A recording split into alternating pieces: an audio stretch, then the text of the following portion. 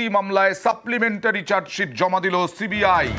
SSC নিয়োগ দুর্নীতি মামলায় সাপ্লিমেন্টারি চার্জশিট। কথা বলবো প্রতিনিধি অমিতের সঙ্গে। অমিত, কি আছে চার্জশিটে জানা যাচ্ছে? কিছু সময় আগে এসএসসি 4টি মামলা, নবম ও দশম শ্রেণী শিক্ষক নিয়োগ দুর্নীতি মামলা, একাদশ দ্বাদশ শ্রেণী শিক্ষক নিয়োগ দুর্নীতি মামলা, গ্রুপ সি এবং গ্রুপ ডি নিয়োগের ক্ষেত্রে দুর্নীতি হয়েছিল। 4টি মামলাতে আলাদা আলাদা বোঝাই সাপ্লিমেন্টারি চার্জশিট জমা দেওয়া হয়েছে সিবিআই তরফে। মূলত এটি চূড়ান্ত চার্জশিট ছিল এখন কিন্তু স্পষ্ট নয়, কারণ কলকাতা হাইকোর্টে 9 তারিখে কম্প্রিহেনসিভ রিপোর্ট দেওয়ার কথা রয়েছে সিবিআই। এসএসসি তদন্তের অগ্রগতি নিয়ে কলকাতা হাইকোর্টে রিপোর্ট দেওয়ার কথা 9 জানুয়ারি।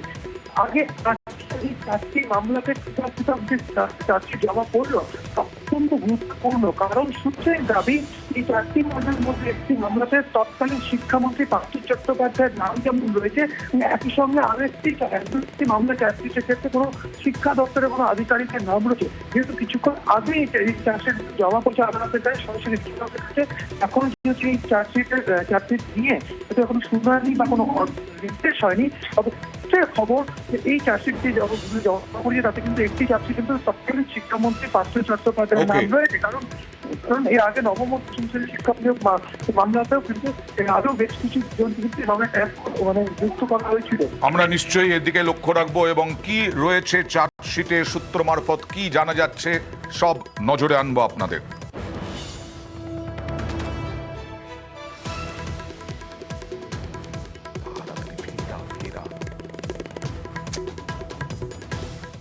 আর শিক্ষা দপ্তরের অনুষ্ঠানে মুখ্যমন্ত্রী ধনধান্য অডিটোরিয়ামে মুখ্যমন্ত্রী যোগ